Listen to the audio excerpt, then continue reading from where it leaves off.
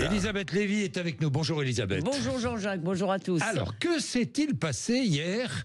Traditionnellement, l'Express organise un déjeuner pour réunir les auteurs de livres qui ont vendu le plus de livres dans l'année.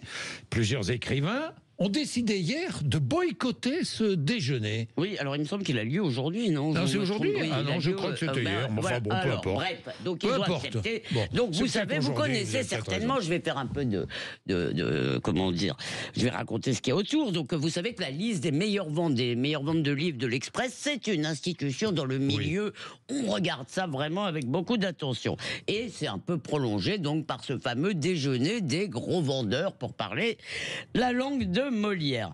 Alors évidemment, ce déjeuner n'honore pas le talent, mais il honore le succès. Alors bien sûr, ça peut aller ensemble, mais enfin, on pourrait après tout critiquer cette logique qui mettrait Réka Zaraï au-dessus de Michel Houellebecq.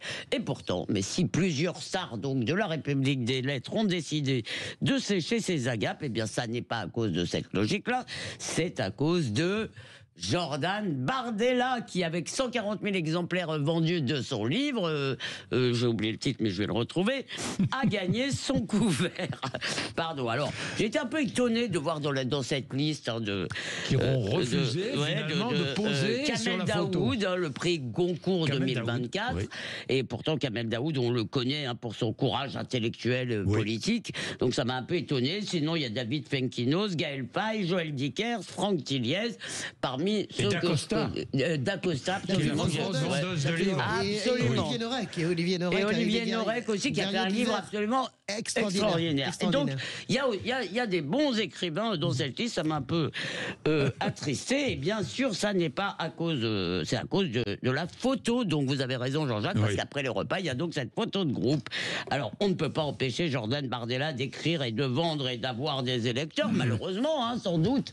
Ça, je pense que beaucoup aimeraient. Mais boire du champagne avec lui, jamais, parce que ses idées pourraient être contagieuses. Alors, l'un des Jean Moulin de Saint-Germain-des-Prés, donc, qui est sorti dans cette affaire, confie anonymement à Libération, il n'est pas question de banaliser le mal. Oui, vous avez bien entendu, on en est à la banalité du mal.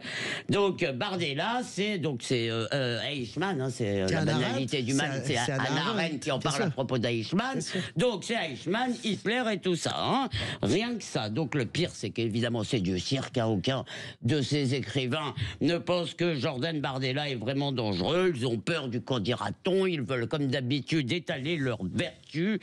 Alors, je voudrais quand même faire une petite excuse pour Kamel Daoud, que j'aime tellement beaucoup. Pardon. C'est que je comprends qu'il en ait marre d'être extrême droitisé et menacé pour cela. Mais enfin, quand même, tout ça est un peu consternant. C'est anecdotique ou pas ? Alors oui, on a eu cette discussion, Jean-Jacques. Non mais je comprends ce que vous... Oui, c'est anecdotique, c'est une histoire de paillettes. C'est une histoire de paillettes, si vous voulez, qui n'intéresse pas... Laissons-les entre eux. Qui n'intéresse pas les vrais gens, même si, quand on ajoute les cinéastes, les théâtres, les universitaires, si vous voulez, la farandole de ces directeurs de conscience, ça finit peut-être par influencer l'opinion. Mais en même temps, et c'est pour ça que j'ai souhaité traiter ça, c'est que cette micro-affaire, eh bien c'est une parabole de notre vie publique où, depuis 40 ans, on reconduit à tous les étages intellectuels, l'étage médiatique et l'étage politique, eh bien, cette théorie, cette tactique du cordon sanitaire qui a permis pendant des années de nier, d'ostraciser et de caricaturer une partie des Français. Pour les élites culturelles, tous ces gens tout à fait bien et convenables et brillants, eh bien, les lecteurs ou les électeurs de Bardella sont au mieux des ploucs, au pire des fachos. Et pourquoi à chaque fois, mais c'est pas parce que je trouve que le livre de Jordan Bardella est un chef-d'œuvre, franchement, c'est pas du tout la raison, c'est parce que c'est la négation de l'esprit des Lumières que tous ces beaux esprits devraient défendre.